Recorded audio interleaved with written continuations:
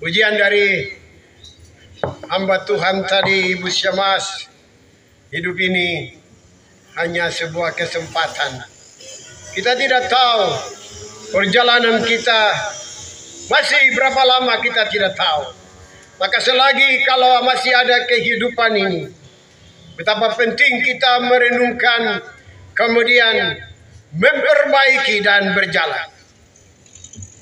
Bapak Ibu Saudara, ini yang kita mau belajar dari apa yang kita baca dari dua perikop, ya. Satu bicara tentang rasul-rasul yang menanti, satu bicara tentang Matias dipilih untuk menggantikan Yudas. Inilah kesempatan bagi setiap kita. Surat Kisah Rasul adalah surat yang ditulis oleh Lukas. Yang menarik di dalam pasal 1 bacaan ini, ayat 1. Coba lihat Alkitab. Hai Theophilus, ya, dalam bukuku yang pertama.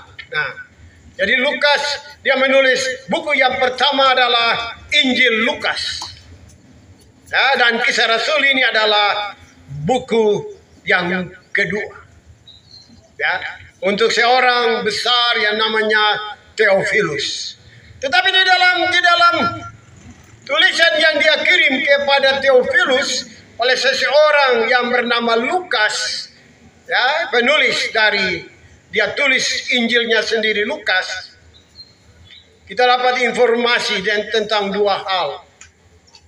Bagaimana para rasul mereka menanti penggenapan Allah, janji Yesus, dan juga Petrus mengusulkan supaya ada orang yang mengganti Yudas yang telah mengkhianati Tuhan. Bapak Ibu Saudara kekasih Tuhan, dari dua perikop ini kita dapat belajar yang pertama, yaitu belajar dari ketaatan para rasul. Ya, perikop kita bilang mereka menanti-nanti. Ya, tadi kita baca dari ayat 12 sampai 26, ketika peristiwa Yesus naik ke sorga, Alkitab menulis ayat 12 tadi, ya, rasul-rasul itu kembali ke Yerusalem dari bukit yang disebut Bukit Zaitun. Saudara-saudara, Yesus dia naik ke sorga di Bukit Zaitun, ya. Dan di bukit itu dia terangkat. Para ahli perjanjian baru bilang itu tahun 30 Masehi. Ya. Yesus pernah bilang, kalau aku pergi menyediakan tempat bagimu, kalau sudah selesai, aku akan datang kembali. Dan dia pergi tahun 30. Berarti ini sekarang 2023, berapa tahun? Nanti tahun 2030, berarti 2000 tahun. Tuhan, dia ada di atas. Kita masih tunggu kapan dia datang. Kalau kita umur panjang, tahun 2030, ya, nanti kita merayakan hari di mana 2000 tahun Yesus dia kembali ke surga. Luar biasa. Berdoa supaya umur panjang, ya. Supaya kita bisa bukan saja merayakan kemarin hari di mana Yesus dia naik ke surga, ya, di usia yang ke 1993 tahun. Tapi nanti kita memperingati 2000 tahun Yesus dia kembali ke surga. Peristiwa itu terjadi di Bukit Zaitun. Dan mereka ingat janji Tuhan supaya jangan kamu pergi kemana-mana, kamu tunggu, ya. Ini apa Lukas dia menulis kepada orang yang bernama Theophilus. Nah, ayat 4, coba lihat Kisah Rasul 1 tadi ayat 4. Ya, ada waktu ini dia tulis ulang Lukas. Baca sama-sama ayat 4, 3. Pada suatu hari ketika ia makan bersama-sama dengan mereka, ia melarang mereka meninggalkan Yerusalem dan menyuruh mereka tinggal di situ menantikan janji Bapa yang demikian katanya telah kamu dengar daripadaku. Ya, itu Yesus ada satu waktu sebelum dia naik ke sorga sudah lalu. Ya, waktu mereka ada satu waktu mereka makan terus dia bilang, ingat ya, jangan tinggalkan Yerusalem. Sebab pada waktu aku naik 10 hari kemudian aku akan mengirim seorang penolong ya, untuk menyertai kamu. Itu nanti kita rayakan tanggal berapa itu? 28. Itu Roh Kudus. Nanti ya. Perayaannya nanti tanggal 28 Mei ini itu yang dimaksudkan oleh Tuhan pada ayat yang keempat. Lukas menulis untuk seseorang yang bernama Theophilus. Ya. Bapak Ibu Saudara kekasih Tuhan, dari kisah-kisah ini kita mau melihat, kita bisa belajar yang pertama ya, dari perikop rasul-rasul menanti-nanti. Yang pertama kita bisa belajar yaitu belajarlah tentang ketaatan para rasul. Ya. Saudara, taat pada perkataan Tuhan itu sama juga dengan taat kepada firman Allah. Ya. Jadi semua yang Yesus bicara, Yesus sampaikan, Yesus ajarkan, Yesus berikan yang kita dengar, bukan hanya sesuatu suara atau pendengaran, ya, tetapi itu adalah firman. Waktu dia dengan murid-murid masa lalu, taat kepada firman. Berapa banyak di antara kita sampai hari ini masih bertahan, punya keyakinan kepada firman Allah. Ya, dari kecil kita diajak oleh orang tua ke sekolah minggu, kemudian kadang-kadang masih kecil ikut ke gereja. Sampai hari ini, apakah kita masih taat dan setia ya, menanti janji Allah, janji Bapa? Bapak Ibu yang tahu tentang kehidupan ketaatan Bapak Ibu sendiri. Bapak Ibu tidak tahu saya punya ketaatan buat Tuhan bagaimana. Kita semua tidak saling tahu. Kita hanya bisa tahu waktu kita melihat kehidupan ini. Saudaraku kekasih Tuhan, berapa lama, berapa dalam, ya, berapa kuat kita bertahan di dalam kekuatan firman yang kita masih menunggu sampai hari ini. Ada ribuan janji Allah di dalam Alkitab. Setiap hari Minggu kita dengar kebenaran. Setiap hari-hari tertentu ada ibadah PKB, PW, PAM. Firman terus. Firman itulah perkataan-perkataan Allah. Kita tangkap, kita dapat, kita dengar. Kita imani. Ya. Saudara kekasih Tuhan, mari kita belajar seperti para rasul. Mereka taat. Ya, untuk selalu terhadap firman Tuhan. Firman itu terlalu penting. Ya. Coba buka Matius pasal 4. Ya, supaya kita paham. Terlalu penting. Mungkin nasihat manusia ada faedahnya, tetapi manusia tidak dapat hidup tanpa firman Allah. Mari kita baca sama-sama ayat 4 dari Matius pasal 4. Baca sama-sama. 3. Tetapi Yesus menjawab, ada tertulis,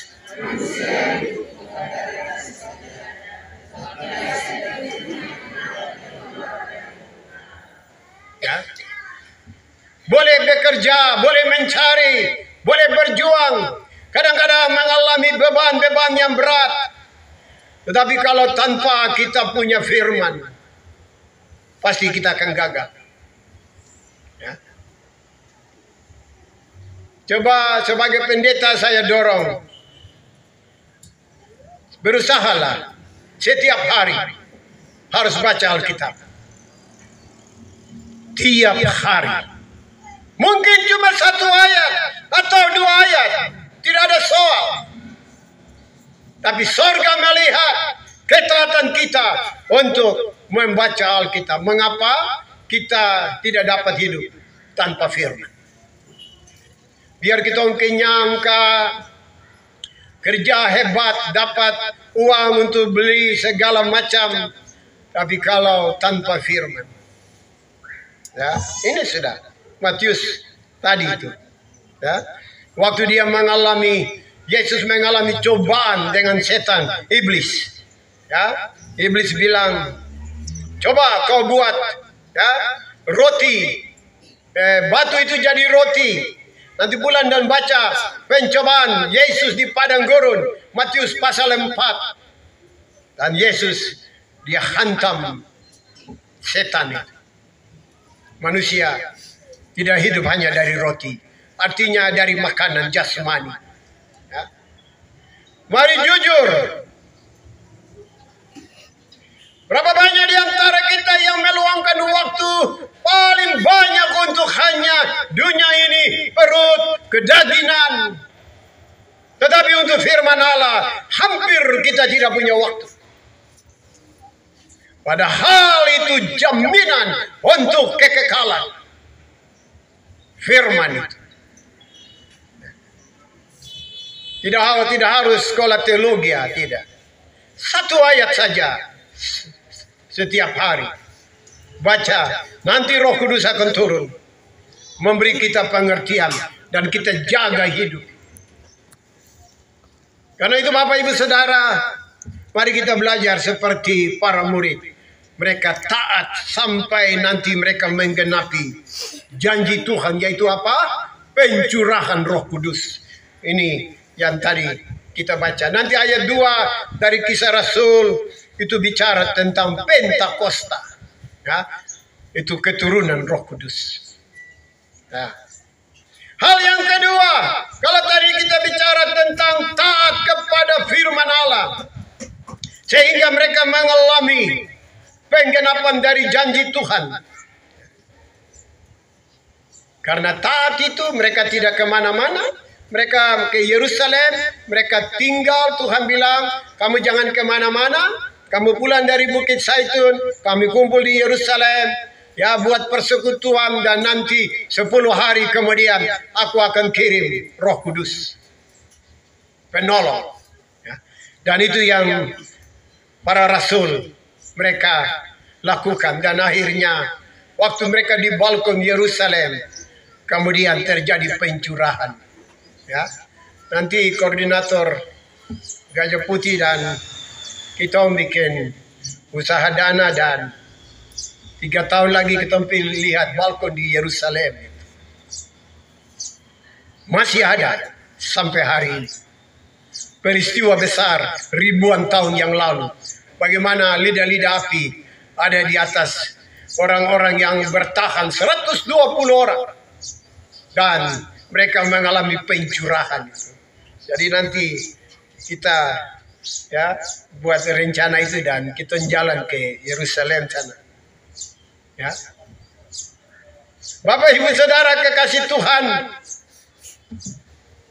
karena ketaatan itulah maka mereka mengalami penggenapan dari janji Allah.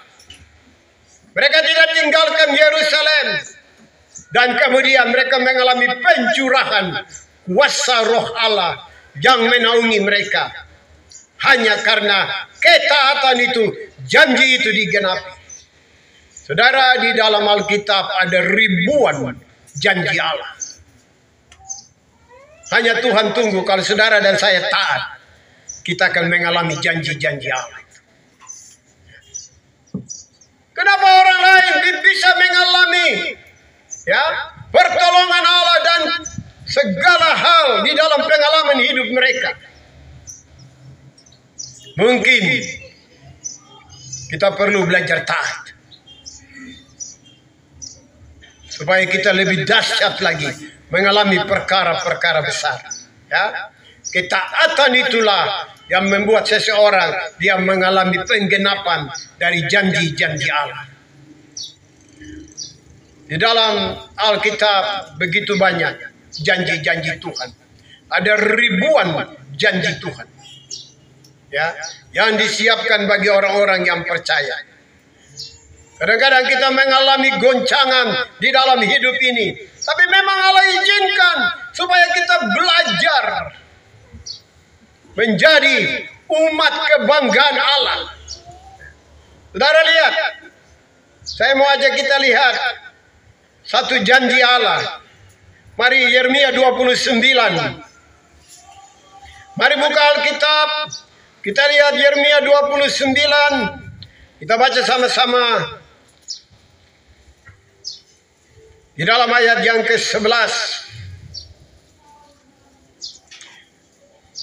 Bapak Ibu, mata Allah menyambut ayat 12. Dan 13, pelayan ayat 11 dari Yeremia pasal 29. Pelayan ayat 11, umat Tuhan ayat 12 dan 13, Yeremia 29. Demikian ayat 11. Sebab aku ini mengetahui rancangan-rancangan apa yang ada padaku mengenai kamu. Demikianlah firman Tuhan, yaitu rancangan damai sejahtera dan bukan rancangan kecelakaan, untuk memberikan kepadamu hari depan yang penuh harapan. Ayat 12.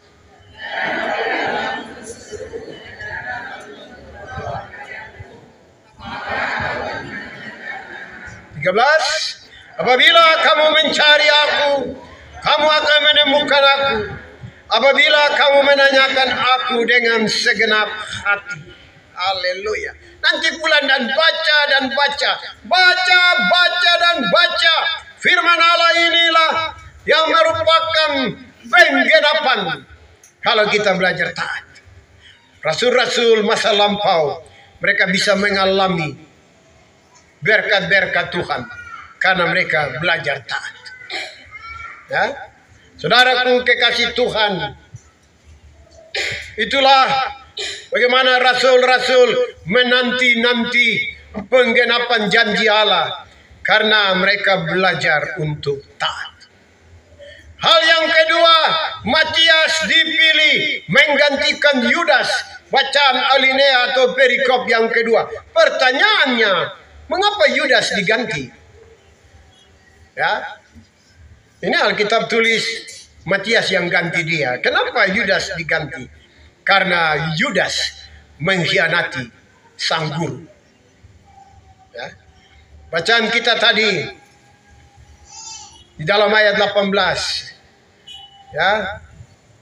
Di dalam ayat 18 dari bacaan Kisah Rasul ini yang tadi kita baca sama-sama. Yudas ini telah membeli sebidang tanah dengan upah kejahatannya. Lalu ia terjatuh tertelungkup dan perutnya terbelah sehingga semua isi perutnya tertumpah keluar. Saudara perhatikan, ya, karena pengkhianatan itu. Ya, Kisah Rasul ditulis bahwa dia mati tertelungkup, tetapi Matius tulis lain. Ya, ini Alkitab membuka pencerahan kepada kita. Coba kita buka Matius 27. Matius 27 pada ayat 3, 4. Ini yang menarik. Mengapa Matias dipilih menggantikan Yudas? Kalau tadi di dalam Kisah Rasul pasal 1 dia mati, jatuh tertelungkup, isi perutnya keluar digambarkan di dalam ayat 18. Tetapi di dalam Matius pasal 27, Bapak Ibu nanti menyambut dari ayat ya yang keempat. Saya baca ayat 3. Pada waktu Yudas yang menyerahkan dia melihat bahwa Yesus telah dijatuhi hukuman mati, menyesallah ia. Lalu ia mengembalikan uang yang 30 perak itu kepada imam-imam kepala dan tua-tua. Ayat 4 sama-sama.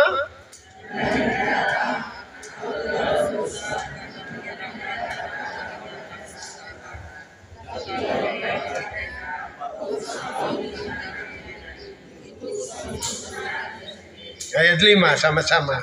Maka ia pun melemparkan uang perak itu ke dalam bait suci, lalu pergi dari situ dan dia gantung diri, dia bunuh diri. Padahal Alkitab bilang dia sudah sempat sadar, dia berdosa, dia bersalah. Ya. Tetapi pikiran itu rupanya tidak menolong dia. Akhirnya dia pulang, dia gantung diri. Saudara, kalau ketika kita menyadari sebenarnya itu roh Allah yang kasih ingat kita. Ya. Dalam kita belajar menjalani hidup ini, belajar untuk taat kepada firman Allah. Bisa saja kita tergelincir, bisa. Tetapi pasti Allah akan mengingatkan kita. Roh yang ada di dalam kita mengingatkan kita.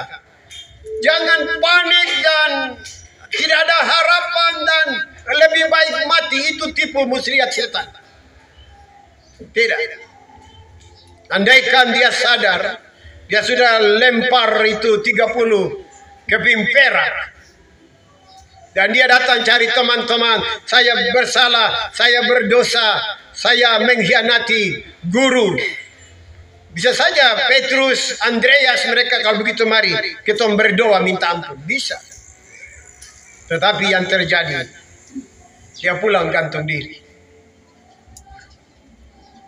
Tragedi dalam hidup ini.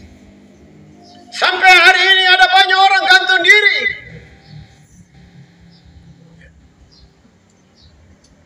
Sampai hari ini.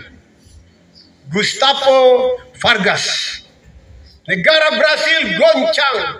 Mereka terkejut, mereka tidak bisa bayangkan seorang presiden, ya, presiden Brasil harus mati di atas meja kerjanya dengan pistol di tangan dan di dahinya, darah turun di atas meja kerja. Presiden Brasil bunuh diri. Apakah tidak ada Tuhan di dalam dia? Tuhan ada. Tapi dia tidak taat mendengar suara itu. Jangan gagal di dalam hidup ini. Tuhan tetap ada. Dan Tuhan tetap menolong kita. Ya, kita sebagai manusia kita bisa saja tergelincir. Tetapi waktu kita ingat akan Allah, segera selesaikan. Buat pengakuan, berdoa atau apa supaya kita bangkit kuat kembali. Saya mau bilang tidak ada di antara saudara dan saya, kita semua ini, ya, bahwa kita ini Allah biarkan. Tidak, Allah tidak biarkan kita. Allah ada bersama dengan kita. Di dalam kita ini ada Allah. Ya. Mari buka 1 Korintus pasal 6. Ini Gajah Putih ini umat yang suka buka-buka Alkitab jadi aman saja. Kalau saya suruh kita buka Alkitab. 1 Korintus pasal 6. Pelayan ayat membaca ayat 19. Umat Tuhan menyambut ayat 20. 1 Korintus pasal 6. Ayat 19.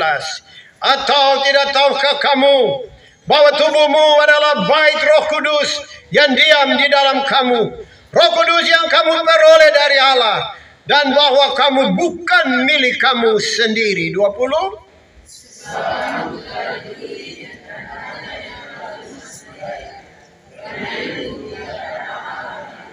Haleluya. Ya? Mari kita pulang dari persekutuan ini. Jangan kalah di dalam perjuangan hidup ini. Di dalam setiap kita ada Allah yang hidup. Di dalam roh. Saudara dan saya telah dibeli lunas, Alkitab bilang tadi. Dibayar lunas, itu bicara tentang karya anak Allah di kayu salib. Ya, Kalau kita baca di dalam Roma pasal 3, waktu manusia jatuh ke dalam dosa, manusia kehilangan kemuliaan Allah. Tapi waktu Yesus mati dan bangkit, kemuliaan itu dia muncul kembali. Jadi setiap kita ini ya, ada Tuhan. Ya. Mungkin sudah, mungkin sementara, mungkin nanti. Ya. Sepanjang kita masih ada di dunia, masih saja ada onak dan duri. Masih saja ada perjuangan hidup. Jangan takut, jangan takut, jangan takut. Kita tidak sendirian. Ya. Ada Allah yang bangkit dari antara orang mati. Dia tinggal di dalam kita. Inilah bait Allah, tempat tinggal Allah. Ini hidup. Ya. Jadi kalau ada apa-apa langsung saja berlututkah di manakah, Tuhan tolong. Berseru, bicara. Kita akan rasakan pertolongan Allah itu akan datang dan menguatkan kita menghadapi segala situasi. Amin. Ya. Ini yang harus kita mengerti. Mengapa belajar dari ketaatan? Ya. Yudas gagal, Matias dipilih. Mengapa Matias dipilih? Ya, tadi kita baca Petrus mulai dengan 120 orang ayat 15. Tadi kita sudah kembali ke Kisah Rasul pasal 1. Ya.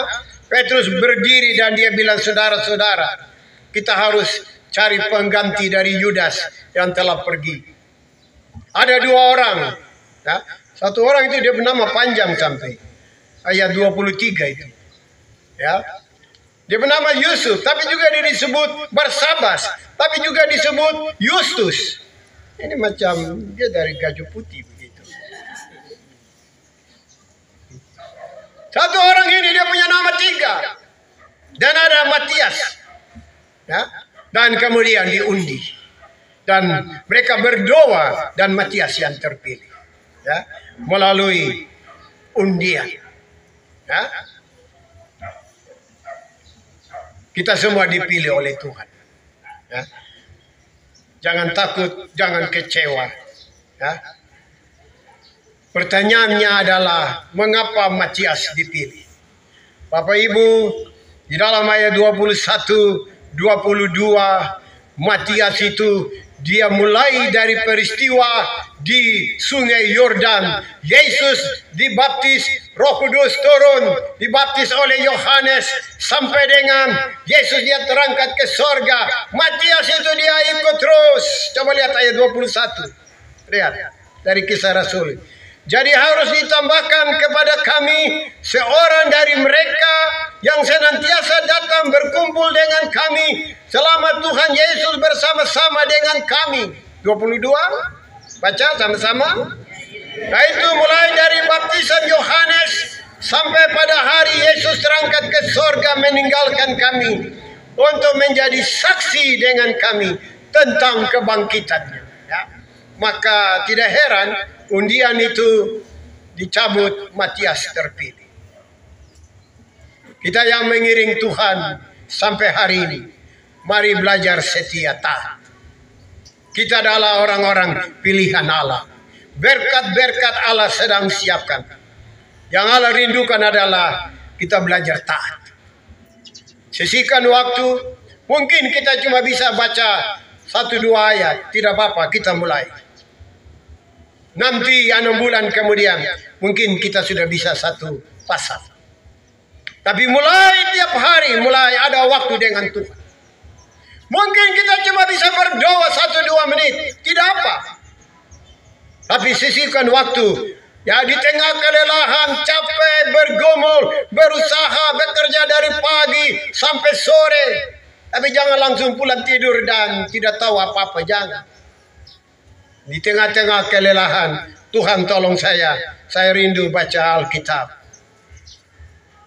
Walaupun tidak paham, Tuhan mengerti. Baca dulu. Sesudah itu berlutut berdoa, Tuhan, terima kasih. Tiap hari. Kita akan lihat Gajah Putih ke depan. Ketaatan itu ya, akan mengalami janji-janji Allah. Bapak Ibu Saudara kekasih Tuhan, mari kita mimpi tentang rayon Gajah Putih punya hari-hari depan. Anak-anak kita yang kecil-kecil, cucu, anak-anak remaja, anak-anak muda, bawa mereka di dalam doa-doa kita orang tua kepada masa depan mereka. Pasti 5, 10, 15, 20 tahun nanti lihat apa yang terjadi dengan rayon ini. Kita akan terheran-heran dan mungkin air mata akan turun. Tuhan, terima kasih, Engkau begitu baik. Belajarlah taat. Amin. Amin.